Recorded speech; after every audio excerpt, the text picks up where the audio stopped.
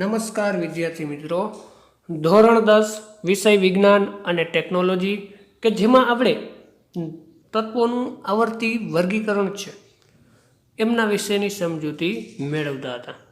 તો મિત્રો, અત્યાર સુધી આપણે ડોબ્રેનરના જે પ્રયાસો છે એ ઉપરાંત ન્યુલેનનો અષ્ટકનો નિયમ છે, બરાબર, એમના વિશે સમજૂતી મેળવી હતી. બંને જે થોડા ઘણા પ્રયત્નો કરેલા, ડોબ્રેનરે ત્રિપુટીનો નિયમ આપેલો અને ન્યુલેન્ડે અષ્ટકનો જે નિયમ આપેલો, જેમાં આપણે તત્વોને 56 તત્વો ત્યારે શોધાવેલા હતા, એમની ગોઠવણી એમને કરેલી હતી. એ પરમાણુ દળના આધારે એમને ગોઠવ્યા હતા. હવે આપણે આગળ જે હજી પણ કેટલીક એવી જે ખામીઓ જોવા મળેલી હતી, જે ન્યુલેન્ડના અષ્ટકના નિયમમાં બંધ બેસતા નહોતા, જે હલકા તત્વો માટે જ લાગુ પડતું હતું. તો અહીંયા આપણે અવ્યવસ્થિતમાંથી વ્યવસ્થિત ગોઠવણી છે એ મેન્ડેલિફના અવધ કોષ્ટકના મત મુજબ કેવી રીતના હોય છે તેને આપણે સમજીએ. તો ચાલો વિદ્યાર્થી મિત્રો, હવે પાઠને ચાલુ કરીએ.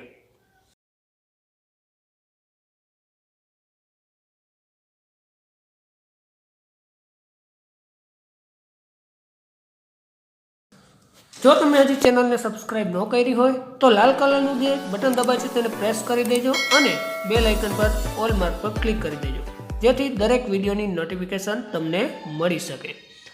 તો મિત્રો, ન્યુલેન્ડના અષ્ટકના સિદ્ધાંતમાં અસ્વીકાર્ય થયા બાદ પણ અનેક વૈજ્ઞાનિકો છે એ તત્વના ગુણધર્મોનો તેમના પરમાણુ દળ સાથેની સંબંધની ભાત શોધવાનું ચાલુ રાખ્યું. હવે તત્વોનું જે વર્ગીકરણ છે એનો મુખ્ય શ્રેય છે એ રશિયન રસાયણશાસ્ત્રી દમિત્રી ઇવાનોવિચ મેન્ડેલિફને ફાળે જાય છે.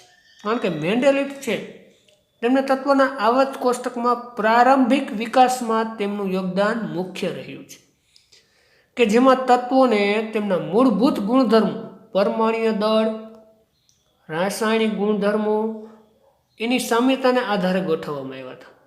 એટલે મેન્ડેલિફ છે, જેનો જન્મ 8 ફેબ્રુઆરી 1834માં રશિયાના પશ્ચિમી સાઇબેરિયામાં ટોબાસ્કોમાં થયો હતો. અને તેમની પ્રાથમિક શિક્ષા પછી મેન્ડેલિફે પોતાની માતાના જે પ્રયાસોને કારણે વિશ્વવિદ્યાલયમાં પ્રવેશ મેળવી શક્યા. બરાબર, એમની ઘણી બધી ચર્ચાઓ છે એમને આમાં વર્ણવેલી છે. એમના વિશેના જે ખ્યાલો છે એ મેન્ડેલિફના જે ખ્યાલોને આપણે સમજીએ કે એને આ આવર્ત કોષ્ટકમાં કેવી રીતના એને ભાગ આપેલો છે, એમના કેટલો ફાળો છે. તો જ્યારે મેન્ડેલિફે પોતાના કાર્યની શરૂઆત કરી ત્યારે 63 તત્વો જાણીતા હતા. કેટલા તત્વો જાણીતા હતા? 63 તત્વો. તેમણે તત્વોના પરમાણુ દળ અને તેમના ભૌતિક અને રાસાયણિક ગુણધર્મો વચ્ચેનો સંબંધ તપાસ્યા, કે રાસાયણિક ગુણધર્મો શું જોવા મળે છે અને ભૌતિક ગુણધર્મો શું જોવા મળે છે. રાસાયણિક ગુણધર્મોની વચ્ચે મેન્ડેલિફે તત્વના ઓક્સિજન અને હાઇડ્રોજન, આ બે ઓક્સિજન અને હાઇડ્રોજન સાથે બનતા જે સંયોજનો છે એમને ધ્યાનમાં લીધા. અને તેમને ઓક્સિજન અને હાઇડ્રોજનને પસંદ કર્યા, કેમ કે તે અતિ સક્રિય છે. ઓક્સિજન અને હાઇડ્રોજન કેવા છે? અતિ સક્રિય છે, તથા મોટા ભાગના તત્વો સાથે એ સંયોજન બનાવે છે. તેથી ઓક્સિજન અને હાઇડ્રોજનને લેવામાં આવ્યા. તત્વો દ્વારા બનતા જે હાઇડ્રાઇડ, હાઇડ્રોજન જોડાય તો હાઇડ્રાઇડ બને, અને ઓક્સાઇડ, ઓક્સિજન જોડાય તો ઓક્સાઇડ બને. એના સૂત્રોને તત્વોના વર્ગીકરણ માટે મૂળભૂત ગુણધર્મો પૈકી એક ગુણધર્મ તરીકે લેવામાં આવ્યો. એટલે કે ઓક્સાઇડ અને હાઇડ્રાઇડ પણ એમને દર્શાવ્યા છે. ત્યારબાદ તેમણે 63 કાર્ડ લીધા અને પ્રત્યેક કાર્ડ પર એક તત્વના ગુણધર્મ લખ્યા. એમ 63 તત્વોના ગુણધર્મ લખ્યા. તેમણે સમાન ગુણધર્મ ધરાવતા તત્વોને અલગ કર્યા અને તે કાર્ડ પર ટાંકણી દબાવી અને દિવાલ પર એક સાથે લગાવ્યા. બરાબર, આટલું કર્યું એમને. પછી તેમણે અવલોકન કર્યું કે મોટા ભાગના તત્વોને આવર્ત કોષ્ટકમાં સ્થાન મળી ગયું હતું, તથા પોતાના પરમાણુ દળના ચડતા ક્રમમાં તે તત્વો ગોઠવાઈ ગયા હતા. અને તે પણ અવલોકન કરવામાં આવ્યું કે સમાન ભૌતિક અને રાસાયણિક ગુણધર્મો ધરાવતા જુદા જુદા તત્વો છે એને એક નિશ્ચિત વિરામ પછી ફરીથી આવે છે. તેને આધારે મેન્ડેલિફે આવર્ત નિયમ બનાવ્યો. શું આવર્ત નિયમ બનાવ્યો? કે તત્વના ગુણધર્મો તેમના પરમાણુ દળના આવર્તનીય વિધેય છે. બરાબર, મેન્ડેલિફના જે આવર્ત કોષ્ટકમાં તમે જુઓ તો ઊભા સ્તંભ કે જેને સમૂહ અને આડી હરોળ કે જેને આવર્ત કહે છે તેનો સમાવેશ થયેલ છે. તો અહીંયા નીચે તમને આવર્ત કોષ્ટક દર્શાવેલું છે, બરાબર, એમને બનાવેલું. તો એ આવર્ત કોષ્ટક મત મુજબ અહીંયા તમે જુઓ તો આ જે સમૂહ 1 2 3 4 5 6 7 બરાબર 8 આવી રીતના, અને બાકીના જે ઊભા આવર્ત છે એ આ જે આડી હરોળ 1 2 3 4 5 બરાબર એ તમને આપેલા છે 6. તો એ સમૂહને આવર્ત આપેલા છે. હવે એમાં તમે ઉપર જુઓ તો ઉપર તમને ઓક્સાઇડના સૂત્ર અને હાઇડ્રાઇડના સૂત્ર પણ આપેલા છે. R2O, RO, R2O3, RO2, R2O5, RO3, R2O7, RO4, બરાબર. આ શું છે? એ ઓક્સાઇડના સૂત્ર બનાવે છે. R એટલે કોઈ પણ તત્વ અને એની સાથે નીચે જે સિફિક્સમાં લઘુલિપિમાં જે આપેલા હોય એની સાથે એનું સૂત્ર બને. ધારો કે હાઇડ્રોજન હોય તો આ હાઇડ્રોજન H અહીં મૂકો આરની જગ્યાએ તો H2O બને. તો પાણીનું સૂત્ર H2O છે જ, બરાબર, ઓક્સાઇડ સાથે સંયોજાય ઓક્સિજન સાથે. લિથિયમ હોય તો Li2O બને, બરાબર. આવી રીતના સૂત્રો છે એ બને. હાઇડ્રાઇડના સૂત્રો પણ તમને આપેલા છે. RH, RH2, RH3, RH4, RH3, RH2, RH, આ બધા જે સૂત્રો હાઇડ્રાઇડના બને છે. તો હવે આ જે સૂત્રો છે તેમાં હાઇડ્રોજન, લિથિયમ, બેરિલિયમ, બોરોન આ બધા તત્વો છે એમની ગોઠવણી એમને કરેલ છે. વચ્ચે વચ્ચે કેટલાક સ્થાન છે ખાલી મૂક્યા છે, બરાબર. એ ખાલી સ્થાનો છે એ શું દર્શાવે છે? તો એ ખાલી સ્થાનોમાં શું એવા કોઈ તત્વો બીજા આવી શકે?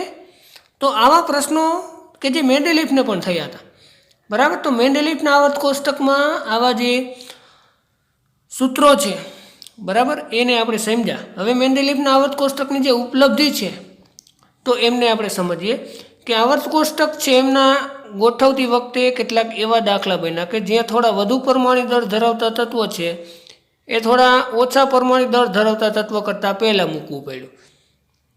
ક્રમ ઉલટો કરવામાં આવેલો છે કે જેના સમાન ગુણધર્મ ધરાવતા તત્વો એકસાથે ગોઠવી શકાયા. અને એમાં આપણે ઉદાહરણ જોઈએ તો કોબાલ્ટનું પરમાણુ દળ 58.9 છે કોષ્ટકમાં, અને નિકલ છે એનું પરમાણુ દળ 58.7 છે. એના કરતાં પહેલાં લખાવવામાં આવ્યું. એટલે કે કોષ્ટકમાં તમે આવી વિસંગતતા પણ જોઈ શકો છો. વધુમાં મેન્ડેલિફને પોતાના આવર્ત કોષ્ટકમાં કેટલાક ખાલી સ્થાન છોડવા પડ્યા. આ ખાલી સ્થાનને મર્યાદાના રૂપમાં જોવાને બદલે મેન્ડેલિફે નિડરતાપૂર્વક કોઈ એવા તત્વોના અસ્તિત્વની આગાહી કરી જે તે સમયે શોધાયા ન હતા. પછી મેન્ડેલિફે તેમનું નામકરણ તે સમૂહના એના પહેલાં આવતા તત્વના નામના સંસ્કૃત શબ્દ એકા પૂર્વક લગાવીને કર્યું. પછી જે કેટલાક એવા તત્વો શોધાણા હતા, ઉદાહરણ તરીકે શોધાયેલ સ્કેન્ડિયમ, ગેલિયમ અને જર્મેનિયમ, એ તત્વના ગુણધર્મ ક્રમશઃ એકા બોરોન, એકા એલ્યુમિનિયમ, બરાબર, એવી રીતના નામ આપવામાં આવેલું છે. તો આ રીતના એમને એકા પૂર્વક લગાવી અને આવી રીતના નામ આપેલું છે. મેન્ડેલિફની જે દ્વારા આગાહી કરાયેલ એકા એલ્યુમિનિયમ તથા એકા જે સિલિકોન, પછી જે એકા એલ્યુમિનિયમનું સ્થાન મેળવવા માટે ગેલિયમના ગુણધર્મ નીચે એને દર્શાવેલું છે. આ કોષ્ટકમાં તમે જુઓ છો, બરાબર, કે એકા એલ્યુમિનિયમ તથા ગેલિયમના ગુણધર્મો તો પરમાણુ દળ 58.68 અને ગેલિયમનું 69.7. એનું ઓક્સાઇડનું સૂત્ર E2O3 અને અહીંયા Ga2O3. ક્લોરાઇડનું ECl3 અને અહીંયા ગેલિયમનું GaCl3. તો મેન્ડેલિફનું જે આવર્ત કોષ્ટક તેની સત્યતા તથા ઉપયોગિતા એનો સબળ પુરાવો પૂરો પાડે છે. તેમાંથી વિશેષ મેન્ડેલિફની જે અભિધારણા એને અસાધારણ સફળતા એ હતી કે રસાયણશાસ્ત્રીઓ તેમના આવર્ત કોષ્ટકનો માત્ર સ્વીકાર જ ન કર્યો, પરંતુ ખ્યાલ કે જેના પર આધારિત હતી કે તે સર્જનહાર બન્યું, જેમાં એમના જે ગોઠવેલા જે તત્વો છે એમને કોઈ બીજા તત્વો સ્થાન મેળવી શક્યા નહીં. એટલે કે નિષ્ક્રિય વાયુ જેવા જે તત્વો હિલિયમ, નિયોન, આર્ગોન એ અગાઉ પણ અનેક સંદર્ભમાં ઉપયોગ થતો હતો, અને આ વાયુની શોધ ઘણી મોડી થઈ કારણ કે એ નિષ્ક્રિય હતા, કોઈ સાથે પ્રક્રિયા કરતા નહોતા, એટલે વાતાવરણમાં તેનું પ્રમાણ પણ ઘણું ઓછું હતું. એટલા માટે મેન્ડેલિફે આવર્ત કોષ્ટકની એક વિશેષતા એ પણ છે કે જ્યારે આ વાયુઓની શોધ થઈ ત્યારે અગાઉની શ્રેણી ગોઠવણી જે હતી એકમાં ખલેલ પહોંચાડ્યા વગર તેને નવા સમૂહમાં રાખવામાં આવ્યા. એટલા માટે આ જે 18મો સમૂહ છે એ ગોઠવો અને આવા નિષ્ક્રિય તત્વો છે બરાબર એને રાખવામાં આવેલા છે. હવે મેન્ડેલિફના જે વર્ગીકરણની કેટલીક મર્યાદાઓ છે એમાં 3 મર્યાદાઓ છે બરાબર, કે હાઇડ્રોજન છે એને ક્યાં મૂકવું બરાબર. હાઇડ્રોજન એ ઓક્સિજન, હેલોજન, સલ્ફર એની સાથે તરત જ પ્રક્રિયા કરે છે તો એને કઈ જગ્યાએ મૂકવું, એટલે હાઇડ્રોજનનું સ્થાન એ મેળવી શક્યા નહોતા. પછી કેટલાક એવા જે સમસ્થાનિકો શોધાણા, તો પરમાણુ દળ એના જુદા જુદા હતા, પરમાણુ ક્રમાંક સમાન હતા બરાબર, તો એને ક્યાં મૂકવા એ પણ મેન્ડેલિફ છે એ મૂકી શક્યા નહોતા. હવે અહીંયા એ મેન્ડેલિફનું જે આવર્ત કોષ્ટક છે એમાં જે ખામી જોવા મળી, તો એ ખામીને પૂરી કરવા માટે અવ્યવસ્થિતમાંથી વ્યવસ્થિત ગોઠવણી છે એ આધુનિક આવર્ત કોષ્ટકમાં થયેલી છે, જે 1913માં હેનરી મોસેલે દર્શાવ્યું કે નીચે વર્ણવેલા પ્રમાણે તત્વના પરમાણ્વીય દળની તુલનામાં તેનો પરમાણ્વીય ક્રમાંક એટલે કે ઝેડ એને સંકેતમાં દર્શાવે છે એ વધુ આધારભૂત ગુણધર્મ છે. આ બધા મેન્ડેલિફને એમને જે પરમાણુ દળના આધારે એમને ગોઠવા હતા. પછી હેનરી મોસેલ નામના વૈજ્ઞાનિકે પરમાણ્વીય ક્રમાંકને આધારે આવર્ત કોષ્ટકમાં એમનું સ્થાન મેળવ્યું. તો તે અનુસાર મેન્ડેલિફના આવર્ત કોષ્ટકમાં બદલાવ કરવામાં આવ્યો અને પરમાણ્વીય ક્રમાંકને આધુનિક આવર્ત કોષ્ટકના આધાર સ્વરૂપે સ્વીકારવામાં આવ્યો. તેમજ આધુનિક આવર્ત કોષ્ટક છે એમાં આધુનિક નિયમને આ પ્રમાણે રજૂ કરી શકાય છે કે તત્વોના જે ગુણધર્મો છે તેમના પરમાણ્વીય ક્રમાંકને આવર્તનીય વિધેય છે. તો મિત્રો હવે આપણે પરમાણ્વીય ક્રમાંકને આધારે કેટલાક જે તત્વો છે એમની ગોઠવણી આપેલી છે, જેમાં પરમાણુના કેન્દ્રમાં રહેલા પ્રોટોન એની સંખ્યા આપે છે, કારણ કે પરમાણુ ક્રમાંક એ પ્રોટોનની સંખ્યા આપે છે અને એક તત્વથી બીજા તત્વ તરફ જઈએ તો આ સંખ્યામાં એક સમાન વધારો થાય છે અને તત્વોની તેમના પરમાણ્યતાના જે ક્રમાંકના ચડતા ક્રમમાં ગોઠવી અને આપણે આધુનિક આવર્ત કોષ્ટક છે એની તરફ આપણે દોરી જાય છે. તો જ્યારે તત્વોની પરમાણ્ય ક્રમાંકના ચડતા ક્રમમાં ગોઠવી શકાયા ત્યારે તત્વના ગુણધર્મની આગાહી વધુ ચોકસાઈપૂર્વક થઈ હતી, કે પહેલો પરમાણુ ક્રમાંક પછી બીજો જ આવે, બીજો નથી તો અહીંયા કોઈ બીજું નવું તત્વ આવી શકે, આવી ચોકસાઈપૂર્વક તમે આગાહી કરી શક્યા, જે મેન્ડેલિફ નહોતા કરી શક્યા. તો અહીંયા આધુનિક આવર્ત કોષ્ટકમાં નિકલ અને કોબાલ્ટના સ્થાન કેવી રીતે નિશ્ચિત કરવામાં આવ્યા, આધુનિક આવર્ત કોષ્ટકમાં જુદા જુદા તત્વોના સ્થાન સમસ્થાનિકો જે મળ્યા હતા એને ક્યાં નિશ્ચિત કરવામાં આવ્યા, એ ઉપરાંત હાઇડ્રોજન અને હિલિયમની વચ્ચે રાખવું શક્ય છે કે નહીં, તમારા મત મુજબ છે હાઇડ્રોજનને ક્યાં મૂકવું જોઈએ. તો આવા જે પ્રશ્નો જે મેન્ડેલિફમાં ઉદ્ભવ્યા હતા એ પછી વ્યવસ્થિત ગોઠવણી છે એ પછી આગળ આ જે વૈજ્ઞાનિક છે એમને કરેલી બરાબર. તો આ જે ગોઠવણી છે એ તમને અહીંયા થોડીક સ્ક્રીન છે તેને આપણે વાઇલ્ડ કરી દઈએ બરાબર અને સમજીએ કે મિત્રો અહીંયા તમે જોઈ શકો છો, મોબાઈલને થોડોક વ્યવસ્થિત કરી દેજો કે આવર્ત કોષ્ટકમાં સમૂહ છે એ અહીંયા તમને આપેલા છે. જુઓ આ પહેલો સમૂહ, બીજો, ત્રીજો, ચોથો, પાંચમો એમ ઊભા તમને આપેલા છે, 18 સમૂહ આપેલા છે બરાબર. એ ઉપરાંત અહીંયા તમને આવર્ત આપેલા છે 1 થી 7, આડી હરોળ 1, 2, 3, 4, 5, 6, 7 બરાબર. નીચે 2 છે એ અહીંયાથી જ ચાલુ થાય છે, એટલે એમાં તમે કન્ફ્યુઝન થતા નહીં, કારણ કે આ જે છે આ લેન્થેનાઇડ અને એક્ટિનાઇડ શ્રેણી એ અહીંથી ચાલુ થાય 58 થી લઈને 71 સુધી, પછી 72, 73, 74 એમ અહીંયા ચાલુ થાય છે. અને આ એક્ટિનાઇડ શ્રેણી છે 89, પછી આ 90, 91 એ જે અહીંયા તત્વો આવે એ બધા અહીંયા પછી 104 થી ચાલુ થાય છે, અહીંયા 104 થી 118 સુધી. તો આ જે તત્વો છે એમની ગોઠવણી આવી રીતના કરી છે, જેમાં તમે જુઓ છો કે આ જે લીલા બધા આપેલા છે એ ધાતુ તત્વો છે બધા આરઆઈ બરાબર. આ બધા ધાતુ તત્વો છે અને આ ઝિગઝેગ લાઈન જે આ વાકી ચોખ્ખી લાઈન દર્શાવેલી છે બરાબર, એમાં જે ગુલાબી કલર આપેલો છે એ અર્ધ ધાતુ છે, અને બાકીના જે પીળા અક્ષરમાં આપેલા છે કાર્બનથી લઈને આ બધા રે, બરાબર, એ બધા કેવા છે? અધાતુ છે, બરાબર. તો અહીંયા ધાતુ ને અધાતુને તમે જુઓ તો અહીંયા તમે અલગ પાડી શકો છો. આ ધાતુ તત્વ છે અને આ અધાતુ તત્વ છે, એને અલગ આપણે આ જે ઝીગઝેગ લાઈનથી પાડી શકીએ છીએ, અર્ધ ધાતુથી પાડી શકીએ છીએ, જે આવર્ત કોષ્ટકમાં તમે જોઈ શકો છો, બરાબર. હવે એમાં જે ગુણધર્મો છે તેની સમજૂતી આપણે આગળ જોઈએ, કે જેમાં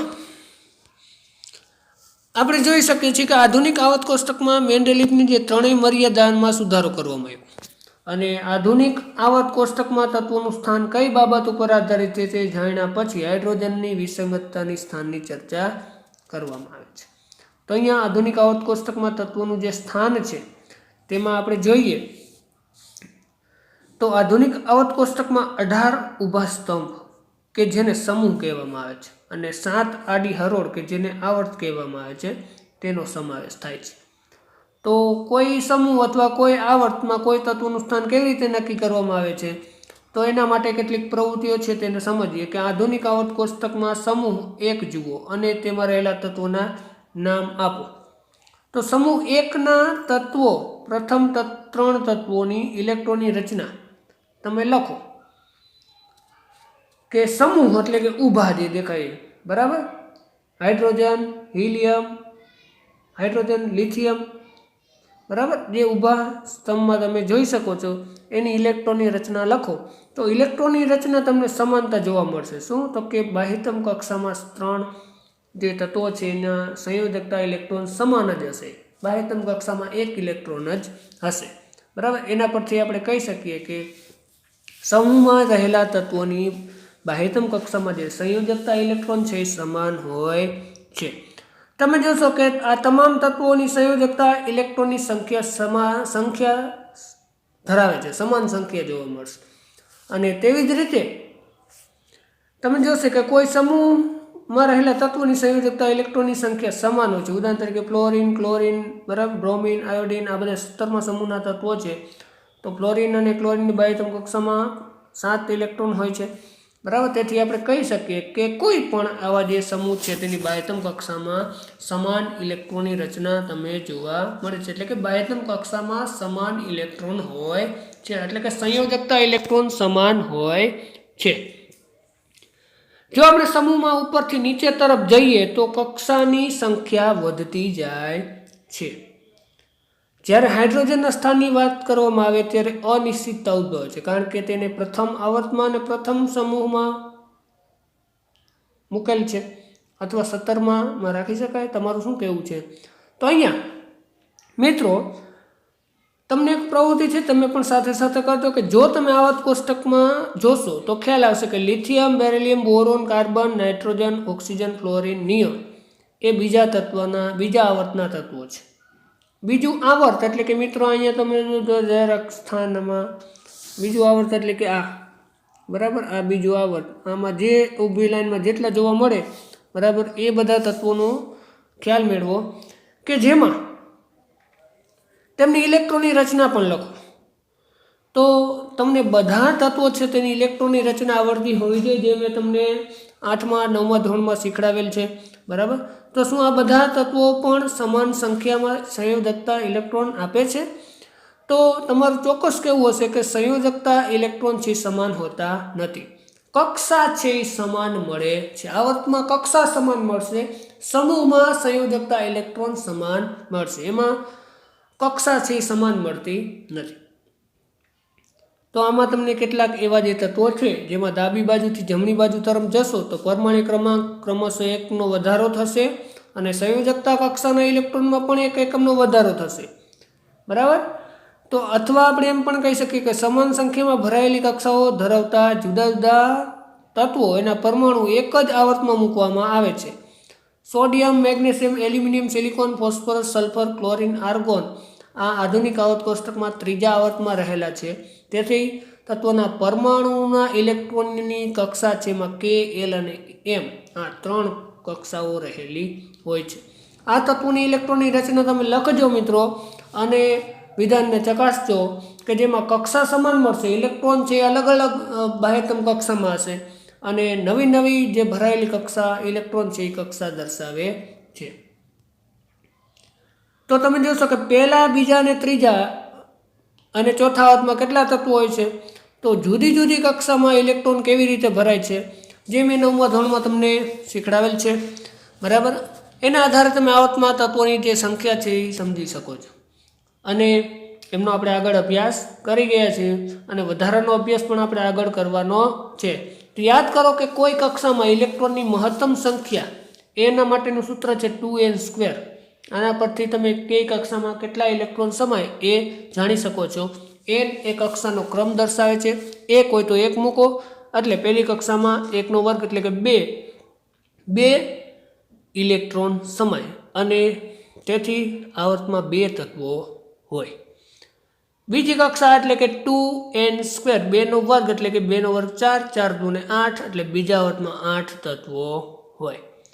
એવી જ રીતના ત્રીજા, ચોથા, પાંચમા, છઠ્ઠા અને સાતમા આવર્તમાં અનુક્રમે તમે જુઓ તો 8, 18, 18, 32, 32 તત્વો રહેલા છે જે તમે ગણીને પણ આવર્ત કોષ્ટકમાં જોઈ શકો છો. એના માટેનું સૂત્ર પણ તમે યાદ રાખી શકો છો, બરાબર. આવર્ત કોષ્ટકમાં તત્વનું સ્થાન તેની રાસાયણિક પ્રતિક્રિયાત્મકતા વિશેની માહિતી આપે છે. તમે શીખી ગયા છો કે સંયોજકતા ઇલેક્ટ્રોન તત્વ દ્વારા બનતા બંધના પ્રકાર અને સંખ્યા નક્કી કરે છે.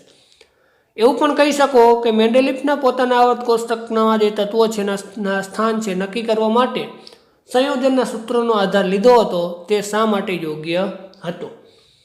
તેના આધારે સમાન રાસાયણિક ગુણધર્મો ધરાવતા તત્વો એક જ સમૂહમાં લખી શકાય છે. તો મિત્રો, આધુનિક આવર્ત કોષ્ટક વ્યવસ્થિત બરાબર યાદ કરજો. જેના માટેનું જે સૂત્ર છે કે સમૂહ અને આવર્તને યાદ રાખવા માટે કેટલાક સૂત્ર છે, એ સૂત્ર તમે યાદ રાખી લેજો. અને જો તમને એ સૂત્ર ન ખબર હોય તો આપણે કોમેન્ટ બોક્સમાં જણાવવાનું છે જેથી તમને નવા આ જે સૂત્ર છે એ તમે જાણી શકો અને સમૂહમાં વ્યવસ્થિત તમે જે તત્વો છે તેને યાદ રાખી શકો. જો તમને એ સૂત્ર જાણવા હોય તો નીચે કોમેન્ટ બોક્સમાં જણાવજો. એના માટે અલગથી વિડીયો તમને બનાવી આપીશ.